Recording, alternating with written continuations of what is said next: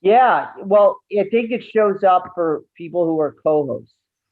Where is your lovely Just a wife? minute. Where's your lovely wife, Michael? I'm gonna start to. She's coming right now. Ah.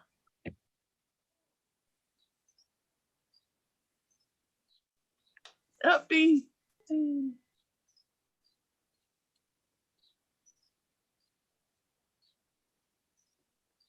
Hello, Mary. Hi, nice to see you. Hi, everyone. You seem very happy. Layla's starting us off today by welcoming folks, so that's good. Okay, everybody, thanks everybody for joining us today. Today we've got a session, our Action Monday with Bob Rhodes. And so we're just going to start off as usual with a little round of introductions. So I'm just, so as not to confuse my tiny brain, I'm just going to do them in the order that they appear on my screen. So Marcus, do you want to, welcome Marcus, do you want to say hello?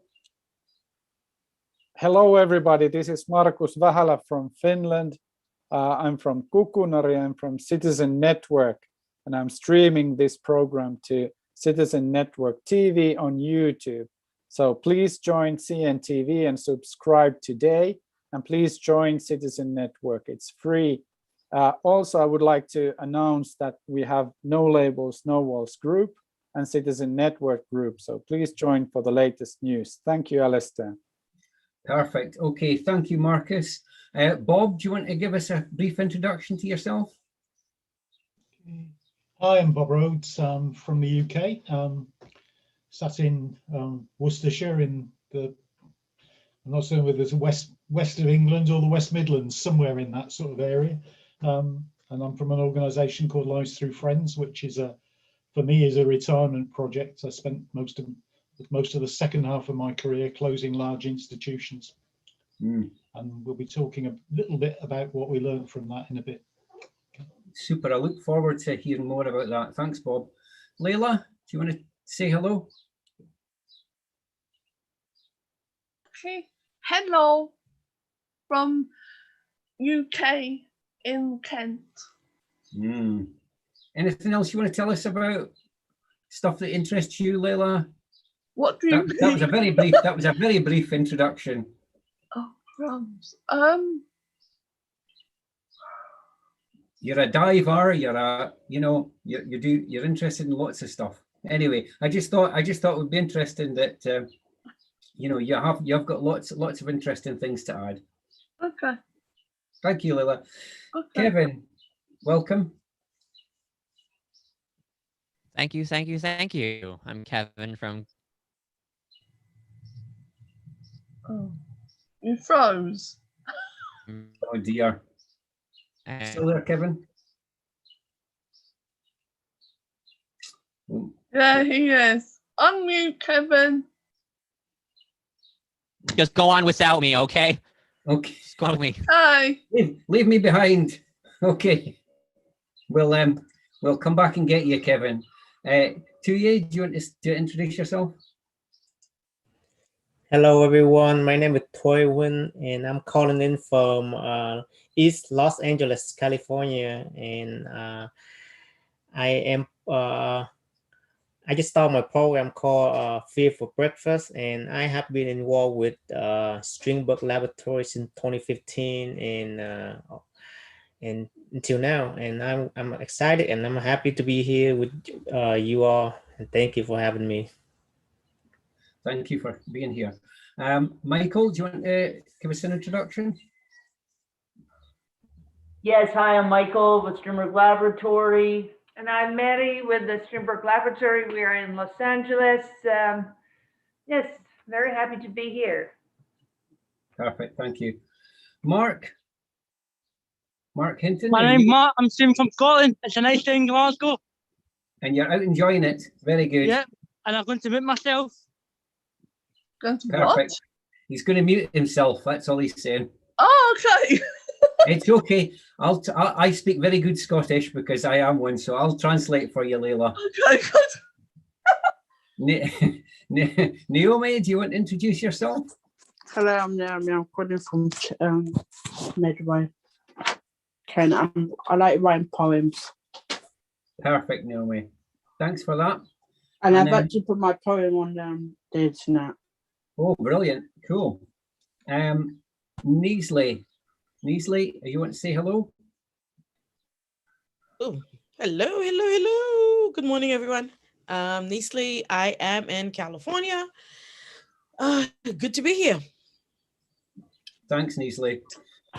And then finally, I'm Alistair, and I'm involved with In Control Scotland and Manavidea, people-based development, and lots of other different stuff. I'm also very interested in shutting institutions and helping folk live their own lives, and so I'm really looking forward to today. So I will pass you over to Bob now.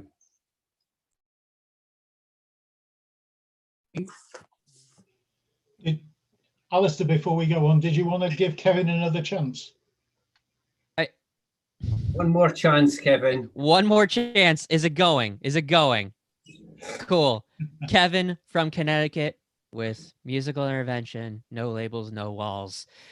Ah, thank you. That Now feels good. back to your All right. program already in progress. Thank you. Okay, thanks, Bob. Okay. As Alistair will know, and the other Brits will know, we have a concern here about not asking our grandmothers to suck eggs. I don't know if that makes sense in the rest of the world, but I just hope I'm not going to ask too many people to suck eggs. That for anybody that doesn't understand what that means, it means tell you something. Particularly, Layla might be able to tell us, but it means not telling you things that you already know very well and probably know better than I do. What does it mean? Sorry, I'm a bit puzzled. All right, Layla, you don't ask your granny to suck eggs because she's much better at sucking eggs than you are, I don't know where it came from, but I've heard of that. I grew up with that statement. Whenever you sort of started as a youngster telling an older person how to live their life, they basically tell you not to tell their granny how to suck eggs. Okay, fair enough. Leave it to that.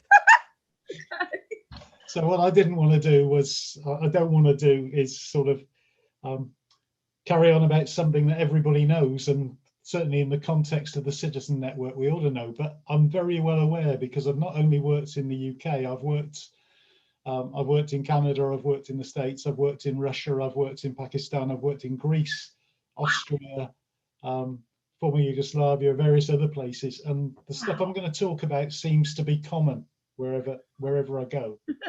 And it's certainly the case here, and in England and in Wales, which I know particularly well. In my view, it's got worse, not rather than better, over the last 30 years. So I just want to sort of start off by saying that. Also to say that where I come from is that I spent, I'm now in my 70s, I spent 52 years, I think, in something that you might describe as human services, working with a variety of people, starting off as a youth worker way back in my youth, but for most of my career working with people with learning disabilities and autism, and in particular people who have been and continue to be, in our context, stuck in pretty awful institutions. And what I spend most of my life doing now is helping people escape from special hospitals and assessment and treatment units in England. But what I want to talk about is what we learned from that process about enabling people who've been severely disadvantaged and very often abused to not only survive in community settings, but actually thrive in community settings. And so I'm going to share a screen, and essentially I don't want to just talk at you, I'm going to ask questions. So I might sort of come in and out of the screen. So where are we? That's it. Right. So somewhere here, when I did it earlier, it worked perfectly well, and I cannot see where I can enhance the screen here. Damn it. Slideshow. I don't want to do that. I want to get behind this thing on this bar on the bottom.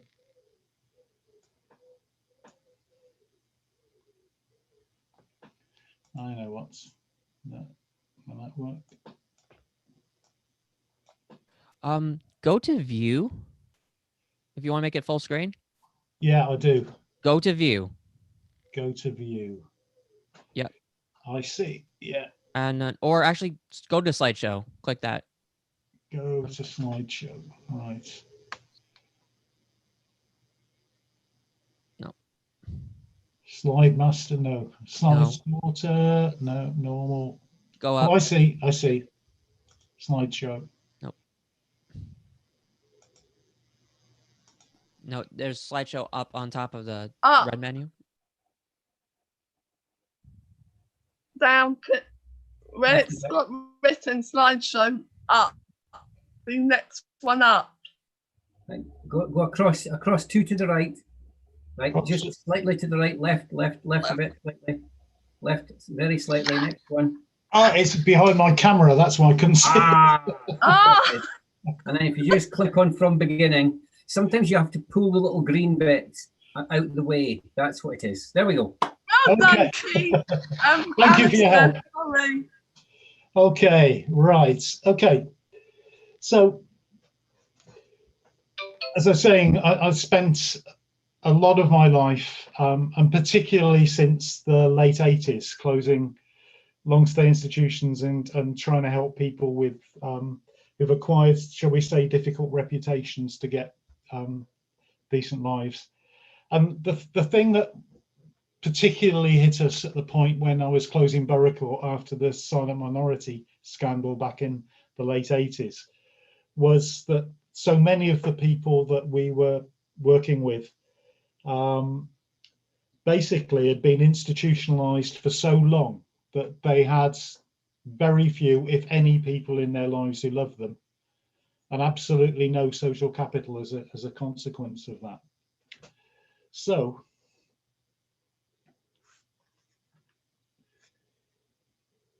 we basically were a bit confounded by it, a bit challenged by it, and we were trying to work out where we would start from in enabling people who'd acquired, who had basically lost real life to regain it. And we basically got nothing to go on. We had the circles movement in Britain at the time, and that was a pretty useful way of extending social capital and friendships around people who were already in a situation where they had some people. But that sort of the learning that had gone on in that didn't extend to how we would support people who had no one. And we looked around the world, and I came up with the stuff that Alad Mansky and Vicky Kamak were doing with Plan in Canada, and I and a colleague went and spent time working with them. And one of the first things that we learned working with them was as we were trying to work out what we should do, was to ask people what they really wanted. And this wasn't a matter of, as we often see with person-centered planning and all of the sort of mechanisms that go around trying to help people work out what sort of life they want to lead in so many settings. This wasn't about, I would, these are my dreams or anything like that. It was about what really, really, really matters. And what I wanted to start off with today was a conversation with you about what really matters to all of us. So can you turn off your mics and sort of share with me what really matters to you? Don't think about it in terms of what matters if you're a professional to what you think matters to other people, the people that you support, but what fundamentally really matters to you as a person. Anybody want to share something? Yeah, I would love to. So what's really mattered to me is like we are all human beings, and how we connect to the world is based on our character, on how we can help other people. And so it's very interesting because yesterday I interviewed somebody who have the autism. He is a college student, and he grown up in his early age. He was so afraid to talk to the stranger, and he feel like he didn't have any friend. And it took him a long time to overcome all his fear and all his weakness. And so now today he about to graduate from Pasadena College, and he want to pursue in to get a PhD to teach other people. And so that is very interesting how you just showed me all this picture that one of the people in there that he graduated is amazing. Brilliant. Anybody else? I just recently have got a new job. I go to a company. I belong to a company called SkillNet Group. It used to be called the Phoenix Group. A supporter who Michael knows, called Steve Perry, he introduced me to no labels and no walls. And I've just got a job with SkillNet Group, which will be starting in May. Okay. And I did actually find it quite hard to actually get a job because I've got learning difficulties with learning disabilities, and trying to get staff to work with me was quite tricky. It wasn't very easy. They didn't really want to show me how to do things, and what do you it think was that was? quite hard. And they, oh yeah, it just. Sorry. Now I found a job. Well, they have found me a job, so Okay. that's it, really. Brilliant. Okay, is there somebody else? What's the question? The question was, what really, really matters to you? Um, Go. Oh, no, you can talk. okay. My name is Nisli. As I said earlier, Hi, I'm a Leslie. Christian. Hi, I am a Christian and I'm a pastor. And for me, what really matters is to really a couple of things. Number one is to make sure that I am constantly working on my character so that my character reflects the character of Christ.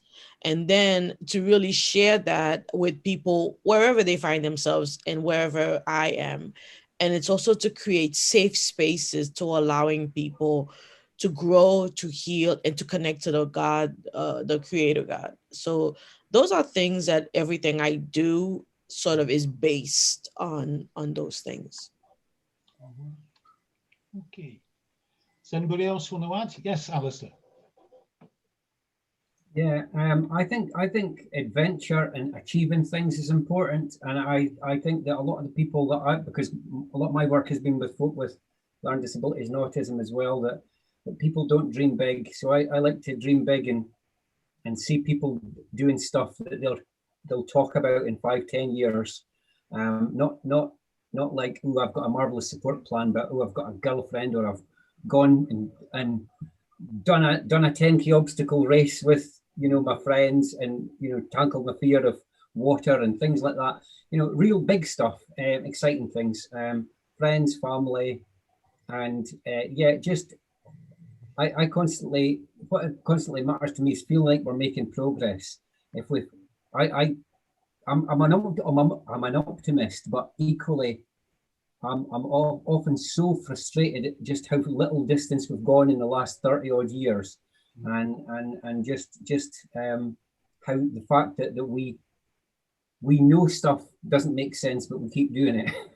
And so that's something that's really important to me, is that I don't do stuff that doesn't work just because other people accept it. That's really important to me. Brilliant, thanks. Michael, you were trying to get in, I think. Yeah, sorry I was late coming in, but yeah, it's really about me from a kind of disability point of view. I'm disabled myself, and like I had to fight the system, as it were, to what I wanted to do. And I'm a bit like Alice, kind of like to kind of help and advocate people as well. But up here in Scotland, we still get this issue about self-directed support, and not a lot of people knows what it is. Not a lot of people is given families that choice and control about the whole life. And I would like to, you know, for people to understand, you know, self-directed support just to get it, instead of, you know, fighting councils and all that. And yeah, make life a bit more kind of straightforward, as it were, for people with disabilities. But you know, we still got a bit to go yet, but hopefully we'll be getting there soon. Brilliant, thank you. Is there anybody else? Yes, Mary. Yes, hi. We are a theater company, and we work with the different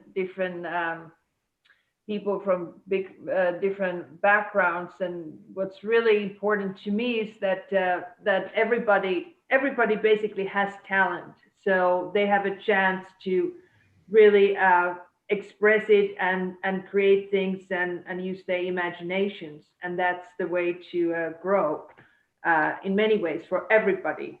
So regardless, you know, where you're from. So that's, and I've seen that it's really important. It's important for me, but it's important for everybody I've worked with. So thank you. Okay, I'm going to take us back into the screen.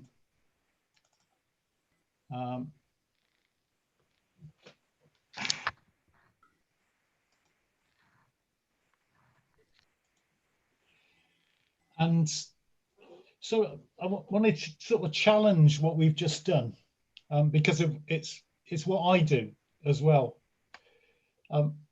What happened with the work that Al and Vicky did with Plan was, as they started to work with people to work out, I'd probably better tell you something about Plan. Has anybody ever come across them before?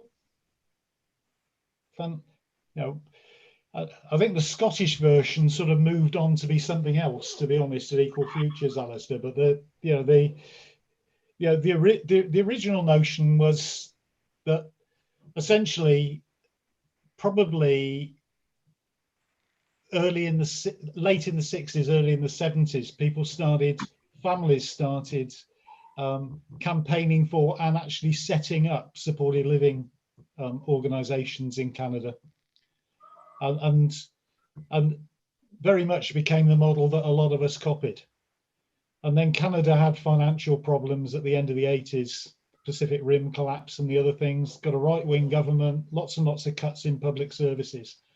And Plan arose out of that because of a lot of families who by then had thought that they'd made provision for their family members, their sons, daughters, brothers and sisters, discovered that what they planned actually was not what they, was not turning out to be what they'd wanted. And so they got together again, and then the notion they came up with was the only way that you can be safe if you've got a severe disability is if there are other people in the real world, not in the professional world, looking out for you. And the whole emphasis was on how do we create a network of people who are going to be there when mum and dad have died, basically. That was the starting position for this. And as they were doing that, they were trying to put the person at the center of everything. And so this question about what do you really, really, really want? What really, really matters to you in the language they used, what's a good life for you, led to quite a lot of data in the final analysis. And the data that initially came out of their own members across Canada and the northern states of the USA, but eventually when Ashoka picked it up, got asked of people around the world, and it got asked of millionaire donors as well as people that were living in refugee camps, led to some very different consequences, some very different answers. And what they basically, I'm just going to take this out of my screen so I can see it, but 18,000 responses that were looked at by a couple of universities, and where they weren't certain what people were saying, they went back and re-interviewed. This wasn't about people filling in questionnaires. They came to a conclusion that there were sort of 5 key things that underpin everybody's life. The starting point being loving and caring relationships and belonging. And certainly when I've got a gang of people in a room and we've got time to do this exercise properly, and we do it in a context where we ask people to actually get stuff down on paper very quickly and then prioritize it in small groups, we come up with very often with very similar conclusions. So belonging and relationships seem to be, and not just relationships in a taking sense, reciprocal relationships, giving and taking relationships seem to be the most important thing, the most vulnerable, the center of being human in a sense. Then we get sort of practicalities. What everybody was basically saying was, I need to have an income, I need to have enough money, not necessarily to be stinking rich, but to have some choice in my life. So where resources come from is pretty important. And then there was a really complicated thing, which was about all this stuff about my ambitions, my citizenship, aspirations about education and work and all those sorts of things. And when the people that did the analysis looked at it in depth and looked at it again, they basically said, this feels to us as though this is about everybody needs to be a contributing person within their world. This isn't, self-respect and the respect of others comes from being somebody who contributes as well as takes. A home of my own seemed to be a really, really fundamental idea as well. And that didn't, that was hard to define as to what that meant, but it certainly meant somewhere where you could be yourself. One of the people I worked with when I was in Canada had lived in an institution for all of her life until she got her own front door key and a personal budget when she was in her 60s. And I asked her about having a home of her own, and she said, Bob, this is the first place in my life where I've been able to come home, take my coat off and take my mask off too, which I thought was pretty poetic. It was, what she was actually saying was, this is a place where I can be myself, I think. That's what she told me. And then what they were basically saying is that if those 4 fundamental things get addressed, then people feel safe and secure. And when people feel safe and secure, essentially, that's the basis of life. Now, the question is,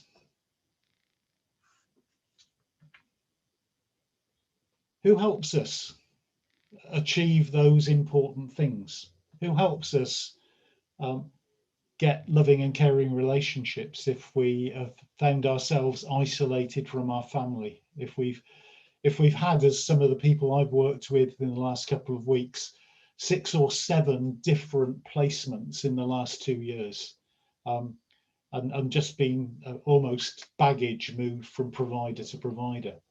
Who helps us have enough money to have choice? Who helps us make a contributing place in the world? helps us have the opportunity to contribute, who helps us have a home of my own. And I'm going to turn the screen off again and ask that question. Yes, Kevin. Hi. I mean, this kind of relates back to the last question, even going to this one, what means to me. For me, I'm part of a musical program that is community based. And like growing up, music has always been like a big essential part of my life. It's gone through school, taken classes and all that, been through the hurdles, the peaks and valleys, the trials and tribulations. Anyway, what I come to realize is I found a niche and I'm happy with it, like at least going forward, where I'm taking my experiences and passing it on to everyone I meet, whether it's just a neighbor, a colleague, or some stranger that comes up to me. It's like, okay, let's collaborate. And that got me thinking, it really takes an army to like pull it off, to obtain your goals, obtain your mission. And I feel that without the people you surround yourself on a daily basis, without them, I don't even think you can jump to such threshold, if that is even possible. It really takes everyone. It's either everyone or no one. Thanks, Kevin. Yes, Leila? I did hear about what you said about making choices, and we actually, as a company, we actually have done all of that where I go. And with my support workers, we've actually spoken all about what you actually just said in that slide. We've actually done it all, yes. Yeah. And the consequences, what? What's the outcome of that?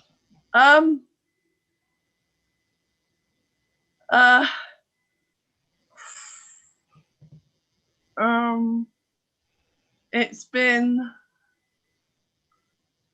quite hard making. I live in supported living, and I actually are living with my parents at the moment, but I'm actually going to go back to my supported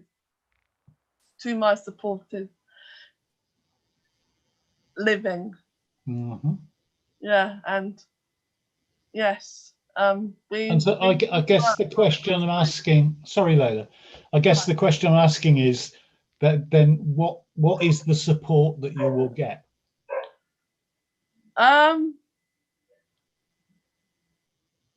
It's quite hard trying to find the support, because being here in Kent, in Dover, it's my mother has been fighting for many years for me.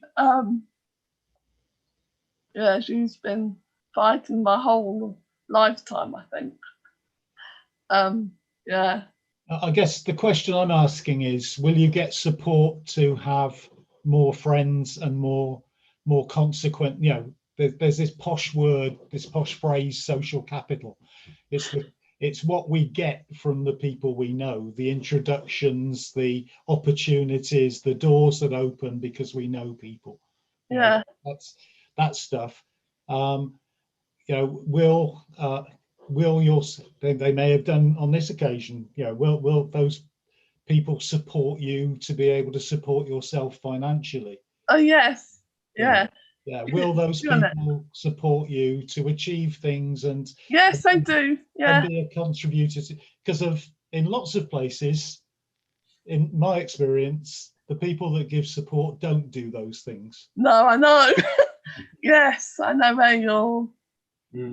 Well, I just wanted to say, Leila, that you'd said before about learning to dive. Yes, scuba dive. Yes, one of my support workers. Yes.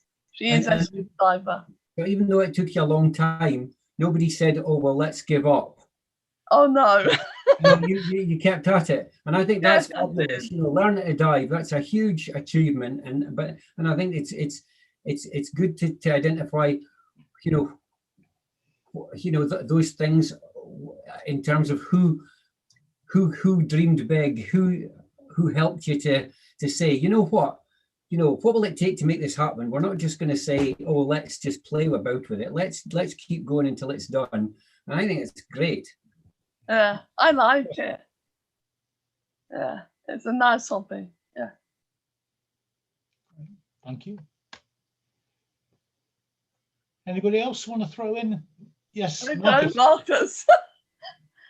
I was thinking about trust in the next day. Somehow my work and you guys, you keep me going. Somehow I have the next hour and tomorrow and next Monday when it's Action Monday and things to do. Somehow this kind of flow of actions keep me going and supports me, because I know there's a tomorrow.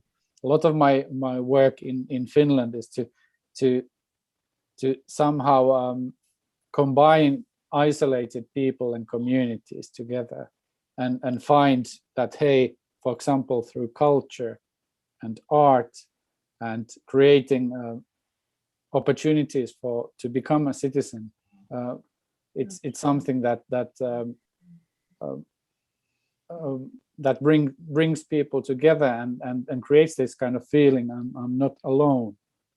And it's a challenging thing, at least during these times. And this Action Monday is one answer in that sense, that we started and we are not quitting.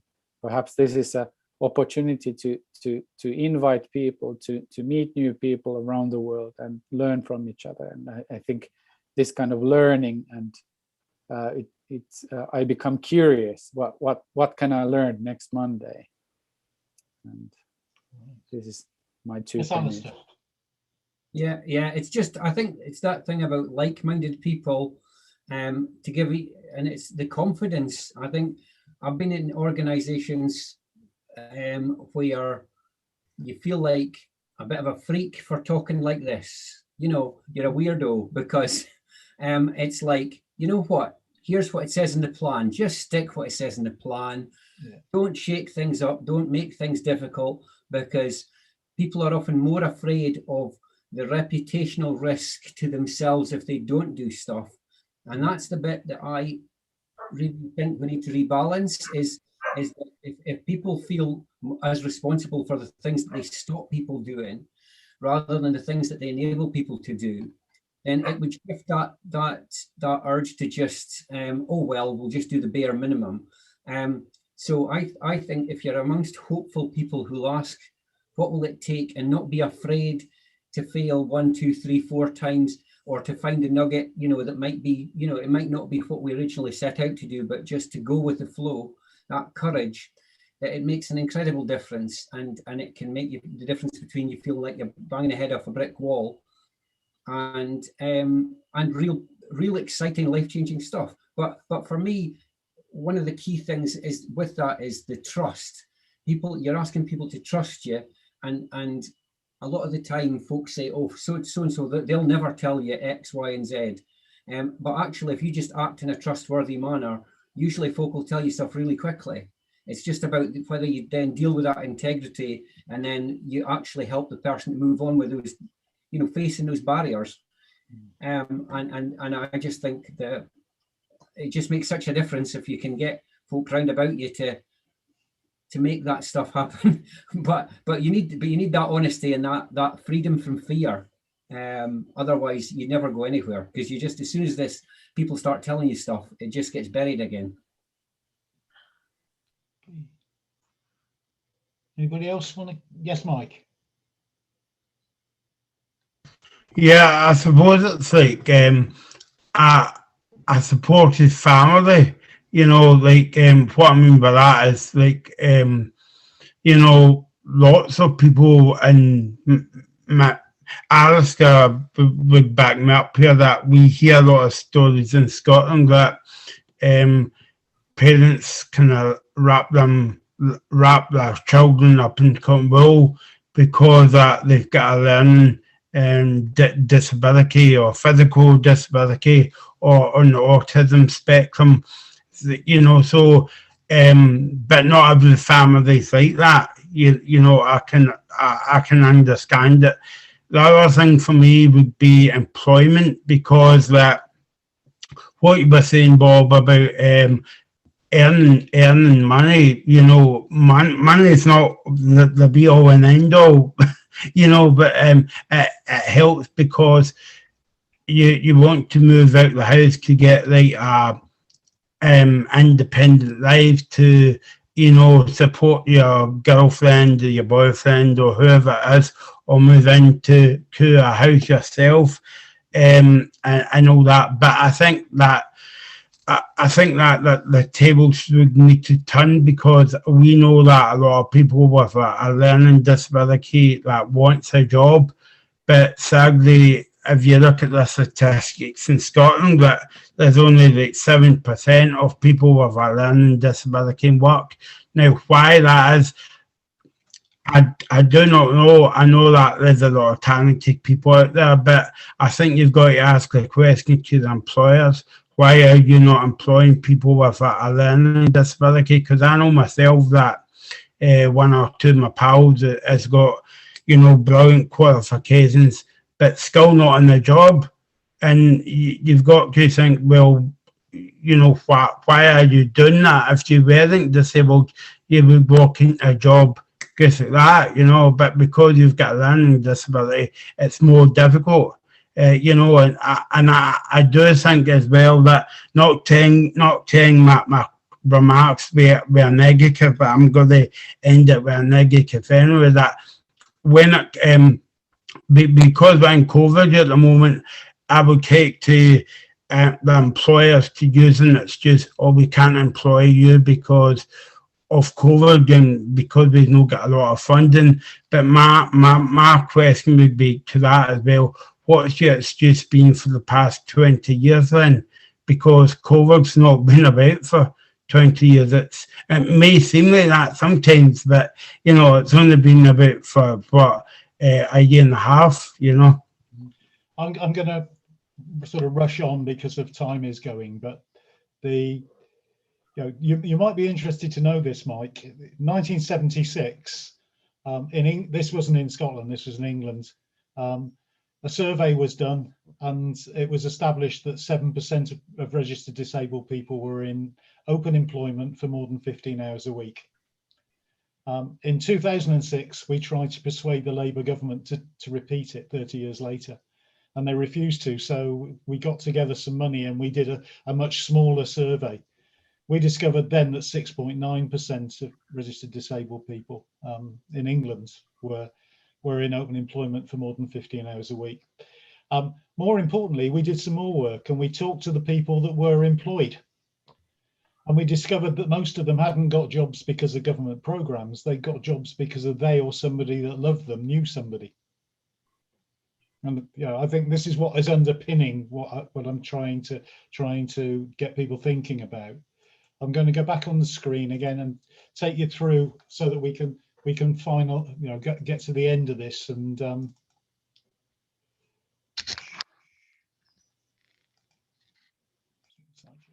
we go. Okay. So,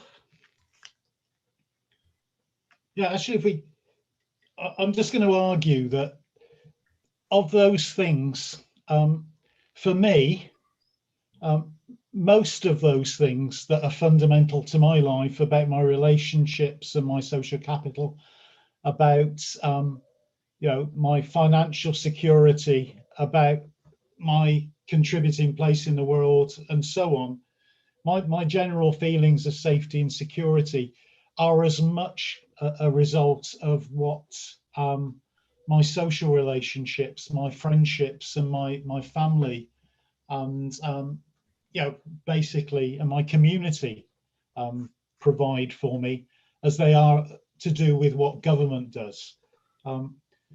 in asset-based community development, we split that, you know, this is a Mike Green thing. We split it into two big ideas, which basically say that, you know, there are two tools for support planning and two tools for creating an inclusive, contributing life. One of those on the left of this screen is services of one sort or another. But services that certainly in England and Wales are focused on us as customers rather than as citizens. And the other side, which is just as important and in many cases more important, is about what our relationships bring into our lives, about our community, our friends and our family. And as I say, from an asset-based community development perspective, we can look at it in terms of what the government provides through institutions is a contractual set of arrangements, and the other side is what we get from our relationships, which is not contractual, and that's why actually the state has difficulty in working with it, because it can't control it. One of the big ideas that we developed and we gained from working with people like Al and Vicky was this notion that, you know, if we're gonna move towards citizenship, the state has to learn that it's there to support and supplement and complement real life. It's not there to be the main act. You know, I'd argue that in England, we're at a state we're still struggling with a state of play where essentially our local services, our community services, our social services are basically treating us as customers, and also customers who have to be in a significant state of need to be eligible for their involvement, and that they've organized themselves on the assumption that the solution to our lives has to be bought from a service provider, when in fact, as I hope I've just demonstrated, the most important things in our lives very often cannot be provided by a service provider, but can only be provided by the people that love us or care for us, or with whom we share our lives in some way, as members of organizations, in sports teams, in music groups, in pursuing our interests. You know, there's a whole gang of stuff. Yeah. This is a quote I find always challenging when I put it to public service leaders and managers and politicians. But it's a nice quote from John McKnight where he says, institutions can only offer service, not care. Care is the freely given commitment from the heart of one to another. As neighbours, we care for each other, we care for children, we care for our elders, and it is this care that is the basic power of a community of citizens. Care cannot be provided, managed, or purchased from systems. You know, I don't know where you come from on this. From my perspective, when I started my career in social work, I worked on a patch. I worked on a locality in a city where basically I knew the vast majority of people in the community I served. I knew their organisations. I knew the community centre management committee. I knew the people that ran the youth clubs. I knew the people that were organising the sports activities. I knew the people that were organising the community events. And that isn't true in the way in which social services are delivered in my community any longer. Vast majority of professionals manage processes. So, is that the final question? Yeah, the final question is, if what I've been talking about makes sense, the last question I'd ask of service providers and government and public services in my communities is, what should our public services do differently? So maybe we can finish with that question, and you might have some answers to that. when you were talking about the institutions, yeah, we as a SkillNet group where I go to, we were talking about long stay hospitals where children are quite badly treated, and it's been on the news, and the parents are trying to get their children out of these places where they are being kept, and the stories were just heartbreaking, hearing the parents listening to their children crying and trying to close. We are trying to close them down, but it's not making the government do it any quicker. They are quite slow. Layla, do you remember the Winterbourne Scandal?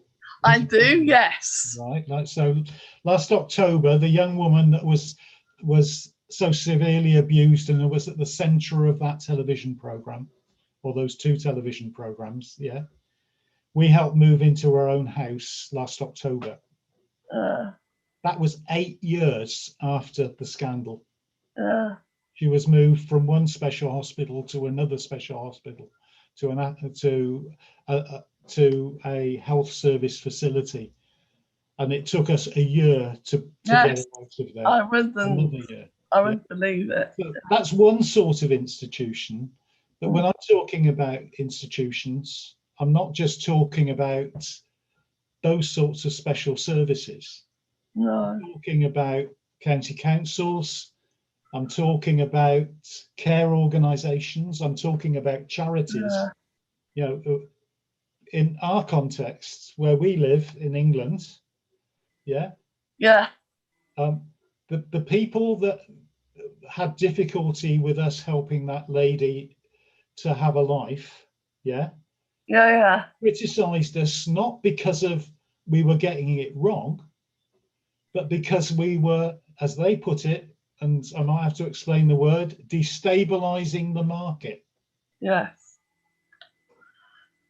What they were running was not, then, you know, their priority is not getting the best life they can and working in the village that raises our children.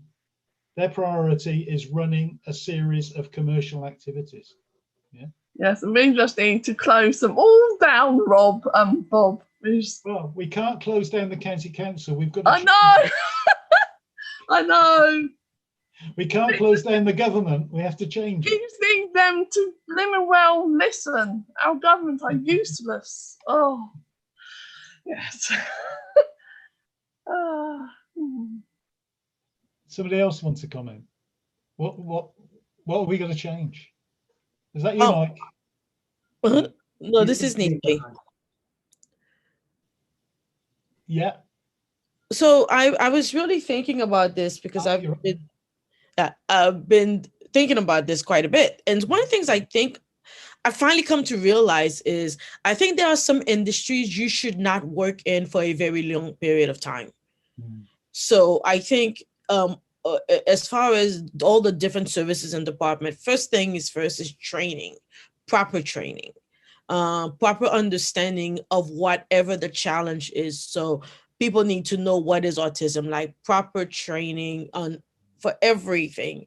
And then there ought to seriously be a cap, because I think what ends up happening is the people work there 10, 15 years and become completely desensitized and really lack of compassion, lack of love, and lack of they're exhausted. I get the exhausted part, but then people don't know how to leave. I think there ought to be like a way to invite people, okay, you can work in this for this short amount of time, because I see a lot of times, let's say group home leaders or whatever, taking out their participants and going on, taking them out for the day. And taking them out for the day looks like this. They drag them on the bus, they go run their own personal errands and doing all of that, paying their bills. And these groups of people are just following them, but they're not really engaging. They're not really learning anything. They're not really excited about anything. So I don't know, since we can't close down the government and we can't close down the facilities because they're needed. We see here in the US when facilities were closed down, what ended up happening. As soon as the facilities were closed down, then there became this criminalization of mental health and homelessness, right? So they turned off the mental health facilities and opened all the jail and build more jails. So we don't want that to happen again. So I don't know. That's what I think. Right. Yes, Mike. And then there's loads of people. Carry on, Michael, first. All right, yeah. I suppose it's on the back of Neesley's point about more awareness raising as well, and like we see it time and time again in Scotland back in the day when everybody was allowed out about support workers. Like the support workers do not interact with the people that they're supporting, and they go away early. On a Saturday night or Friday night, say, when the person they are supporting is having a good time, but they're taken away because their shift is going to, they'll be late for the next shift as well. But yeah, because me and Alice gets involved in a kind of campaign called Stay Up Late, and the campaign's really about that. The other thing I was going to say was very quickly, because I know that I spoke a lot tonight, and I'm sorry about this, or this morning if you're over in America, about I've been going to so many meetings with my local council through my kind of like disability group that I chair, and I always make a point of saying that because that we're in this pandemic for like over a year now, we should really rethink about what we're doing, like design services, and we should actually design services round about people that really needs to be supported, not the other way about, because I don't think they'll get it right. So this is our time to reborn, or if that's a kind of word, to like reborn kind of like social care, and raise the profile of that, and hopefully we'll get it right, because we can't really go back to the way it was, because it wasn't kind of working. Well, in the UK anyway, it wasn't working. Brilliant. Thanks, Mike. Mary. Oh, just shortly, just a notion, like in Finland was 2 years ago, big scandal because the care homes have been turned into like a for profit. So the government, rather than runs or has the institutions themselves, they buy services, and those service providers are for profit, and are in the stock market. So that's just like I don't know how that's possible to give good service if you are for profit, but that's just one notion. Sure.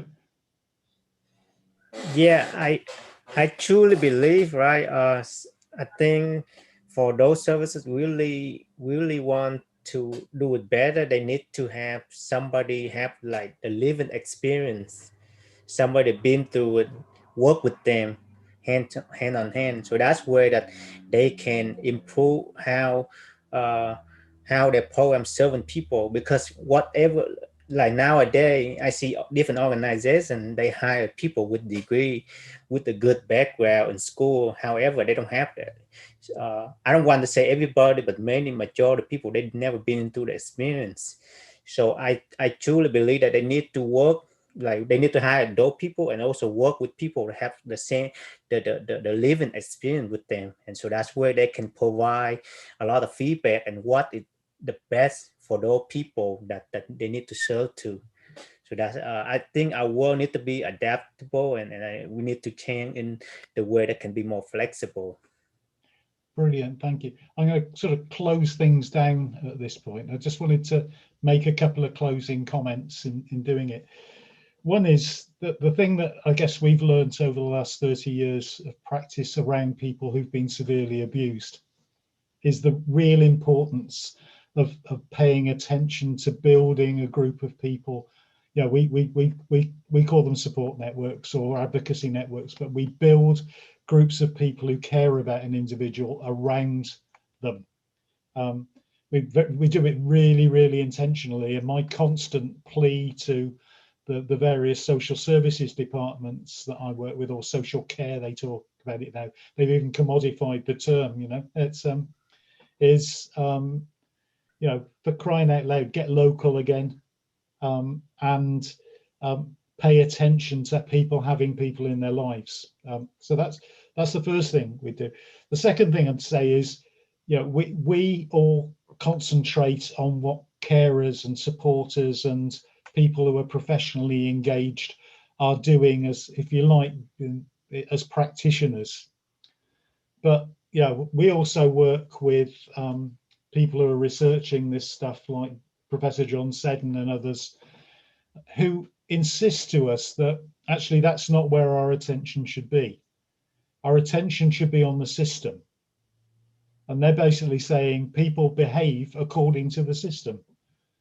So if the system is a market, if the system is about control, if the system is only about budget management, which it is in England, then you will get the consequences that we've been criticising. And no matter how much we try to help the people that actually do the job do it better, if they're on minimum wage, if they're not valued, as we've seen during COVID, if they're not properly trained, if they don't stay in the job 5 minutes because of that, then nothing is going to change. So that's the sort of, you know, those two things, if you can take them away with you and think about them, those are the two messages I'd like to get over.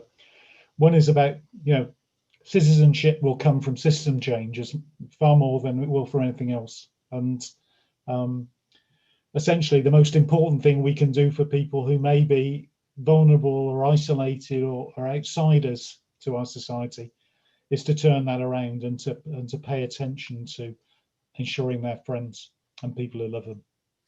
Thanks ever so much. Thanks very much, Bob. Much appreciated, and really interesting points. And yeah, absolutely. I think a lot of us have been in the game for a while. It's getting out of the way, the system getting out of the way of people having a good life. Sometimes they just make a habit of getting in the way when they should know just when to butt out and let people live their lives and move forward. Okay, so I just need to decide who's making eye contact for next week for being the being the host. I'm wondering, Tue, have you been the host before? No, I haven't. Are you up for it next week? Yes, sir. Oh, thank you very much. Much appreciated. Okay, so next week we've got Chris joining us talking about gender-based violence in Africa and stuff. So hopefully folk can join. Talking about what, Alistair? Gender-based violence. So it's about violence against women in general. Okay, fine. This topic. So sorry, I know we use all this jargon, don't we, Leila? That's another thing we should stop. Jargon. Thanks for correcting me. So thanks everybody for joining us. Hope you have a great week, and we'll see you next time. Okay, bye. Bye. Bye, everyone. Have a good week. Thank you, Alistair. Thank you. Thank you very much, Alistair. All right. Bye. Bye.